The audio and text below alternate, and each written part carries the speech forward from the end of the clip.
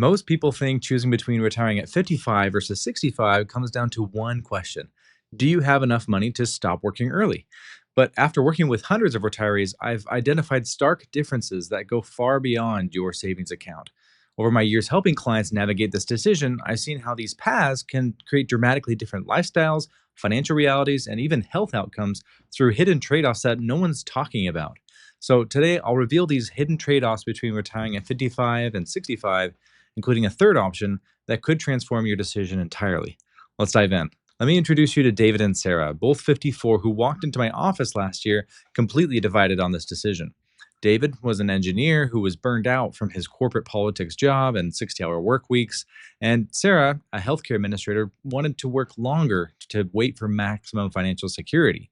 And they had $1.8 million saved, which was impressive, but the question still remained for them: which path would actually create the life they wanted? And here's what I learned after watching hundreds of clients make this choice. This decision creates what I call the planning complexity gap, where most people assume early retirement is just traditional retirement happening sooner. But that's like thinking a motorcycle and a car are like the same thing because, well, they both have wheels. However, the planning requirements are fundamentally different. And so here's the insight that changes everything. Early retirement presents what I call the vitality window, often your only chance in life to have both substantial wealth and good health simultaneously. Earlier in life, most people don't have the money, and later in life, as we all know, health inevitably declines. This gap of age 55 to 65 represents a once in a lifetime intersection that, once closed, rarely reopens. So here's what most financial advice completely misses: your personal values fundamentally determine which retirement age is optimal for you.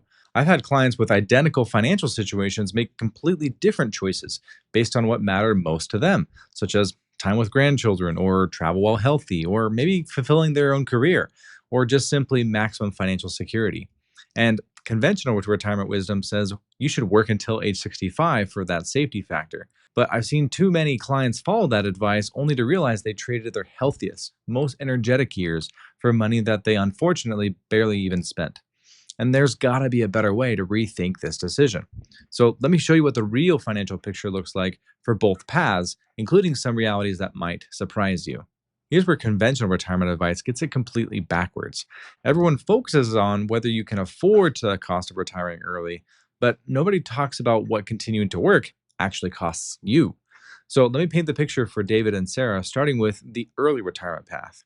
Early retirement creates what I call penalty periods, where your money is kind of trapped behind regulatory walls. Put simply, your traditional retirement accounts like 401ks, IRAs, and 403bs have an age related lockbox system. Pull money out before 59 and a half, and most of the time you'll face a 10% penalty on top of regular taxes. Pretty painful. It's like having a vault that charges you extra for early access. However, there are two little known escape routes. The first is called a 72T.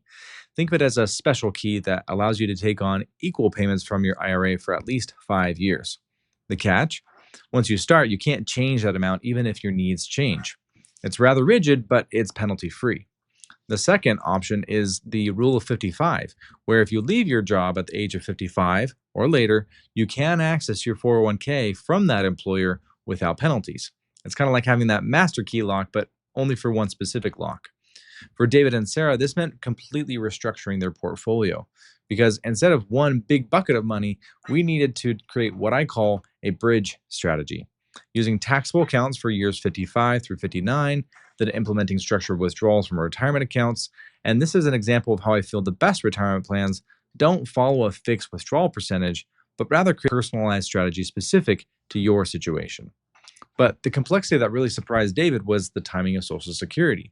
The earliest people can claim Social Security often unnecessarily anchors many people's thinking about when to retire.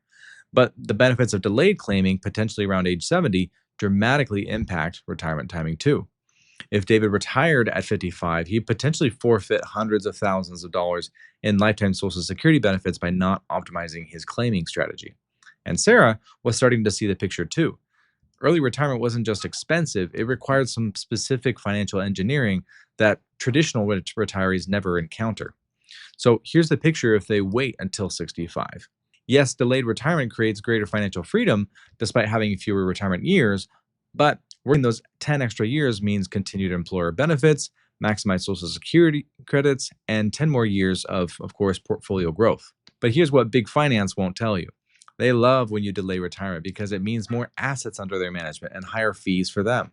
While you're sacrificing your healthiest years for more accumulation, they're profiting from both your financial capital and your life capital. Both paths have serious trade offs that most people never fully calculate. That's why I'll show later in the video a third door that you can use to get the best of both worlds.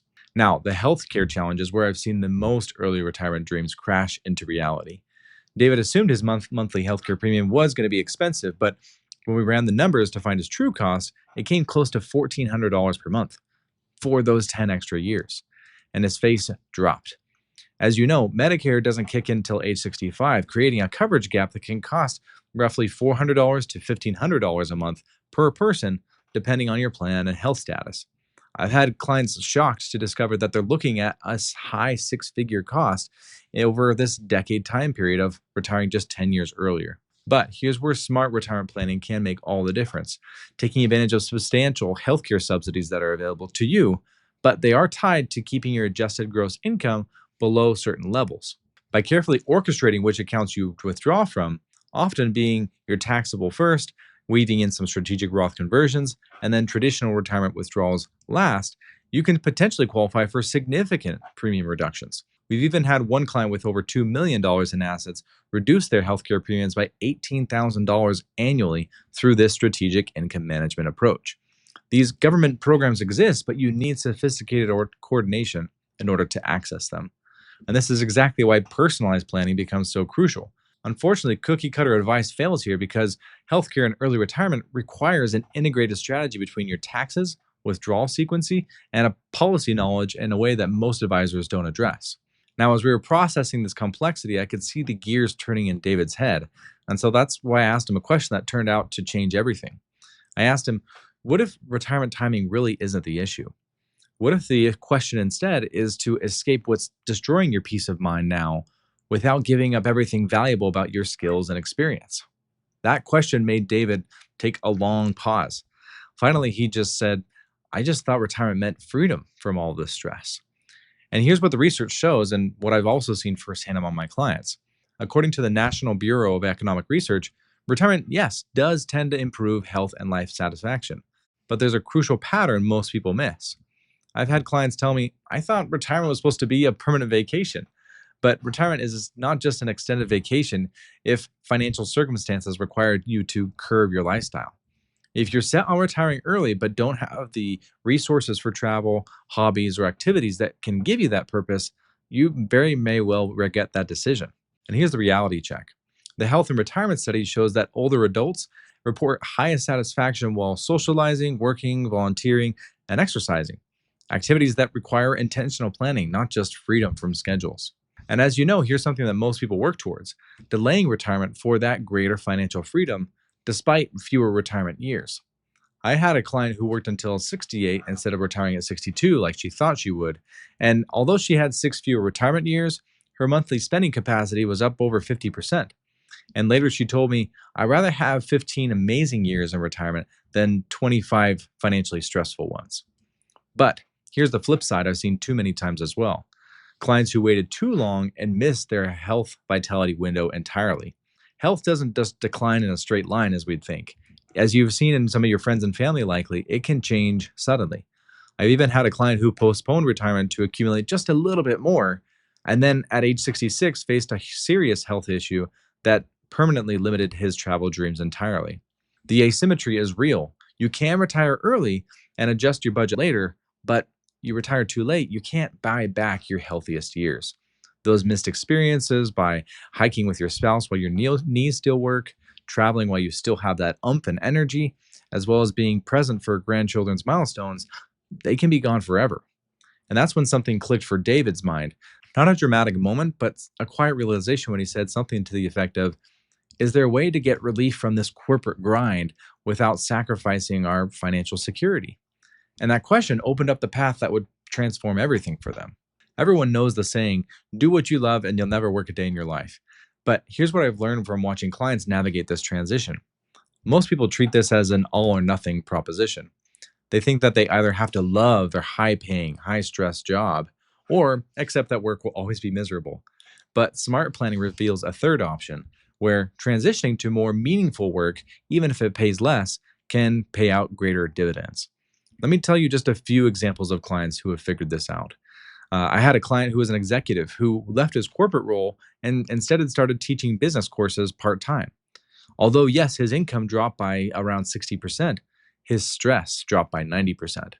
Another client retired from a field in accounting and now is looking forward to restoring classic cars, and he's never been happier. Another client, who's actually a neighbor of mine, also left the military and then started a custom furniture business in his garage. The possibilities are endless when you stop thinking in these binary retirement on or retirement off terms. Here's what we discovered for David. He also could reduce his stress by over 90%, while, yes, reducing his income by around 50%.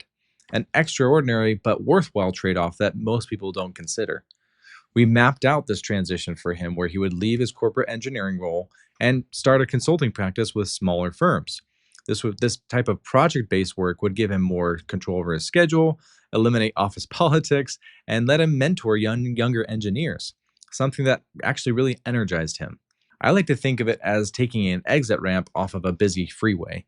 You're not crashing or stopping suddenly, you're making a smooth transition from high-speed stress to a more manageable pace. David's case, he could start consulting 4 days a week, maybe three, and eventually down to 2 days a week. And this type of gradual approach can give him more time to adjust while maintaining a source of income. This approach creates what I call purposeful work, activities that energize you rather than drain you. And for David's situation, involving interesting engineering problems part time and mentoring young professionals became more fulfilling than his corporate grind had ever been. Now, for you, you're not just planning for retirement, you're planning for the rest of your life. So sometimes the best life includes meaningful work that doesn't feel like work at all. For David and Sarah, this strategy meant immediate stress relief while maintaining substantial income for the next 5 years, then transitioning to retirement at 60 with stronger finances and clearer purpose. It transformed their choice from being either financial security or personal freedom into a solution that provided both. But they couldn't figure this out without measuring twice and cutting once on all the different scenarios. So, now that you've seen these dramatic differences, I want to walk you through the comprehensive approach that we use for David and Sarah, that we use for all of our clients to determine their optimal retirement age. When David and Sarah came to us, we modeled out their retirement options through our retirement readiness roadmap, modeling out different scenarios for both timing and income strategies. We built out detailed projections for retiring fully at 55, 60, and 65, as well as this career reinvention option. Each scenario included income projections, healthcare costs, tax implications, and lifestyle possibilities. The 55 scenario showed that they could make it work, but it would have a thin margin of error when it came to spending and healthcare planning. And of course, the 65 scenario showed significant financial cushion, but yeah, meant 10 more years of corporate stress for David. This middle ground career reinvention path showed the best of both worlds that would reduce the stress immediately while maintaining financial momentum. The key insight for them was the optimal financial plan that could factor in both financial and lifestyle trade offs for their values. We also had to take into account building a retirement identity before making a firm transition. The health and retirement study I referenced earlier also shows that retirees report highest satisfaction while staying engaged in meaningful activities. So we spent time helping David envision his consulting work and Sarah plan her volunteering activities. Healthcare planning, of course, also determines if early retirement is feasible. When we projected Dave's consulting income and structured potential withdrawals to qualify for healthcare subsidies, we were able to transform their healthcare from a deal breaker to a manageable expense. And of course, longevity expectations matter too. With both of them having family histories of longevity into their 90s, we needed to plan for potentially 35-year plus retirement periods, making the career reinvention strategy both financially viable and personally satisfying. For David and Sarah, the ultimate realization was that proper retirement planning eliminates false choices. Instead of choosing between financial security or personal satisfaction, comprehensive planning helps you find paths that provide both. Now that you understand why the choice between retiring at 55 versus 65 involves hidden trade offs that most people never consider, you now also see that David and Sarah's story shows that this isn't about finding the right age. It's about creating a path that honors both your financial reality and your personal values. That's why they call it personal finance. And whether that's early retirement with sophisticated planning, or traditional retirement with maximum security, or a career reinvention that gives you the best of both worlds, success in my mind comes from comprehensive analysis rather than conventional wisdom. Remember, you don't get to rehearse retirement, it's a live performance. But because you're watching this, you can rewrite the script. With proper planning that addresses financial complexity, healthcare challenges, and satisfaction factors, you can make this decision with confidence and proactivity rather than fear and reactivity. Most people focus on when they can afford to retire, but I think the better question is, when can you afford to live your best life? Yes, sometimes that happens at 55. For others, it's at 65. And sometimes it happens through reinventing work itself. If you want personalized guidance determining your optimal retirement age, please click the link in the description to book a free call with me. We'll review your current situation and determine if we're a fit to help you determine exactly which path would create the greatest financial security and life satisfaction for your specific situation. Thanks for watching, and I'll see you in the next video.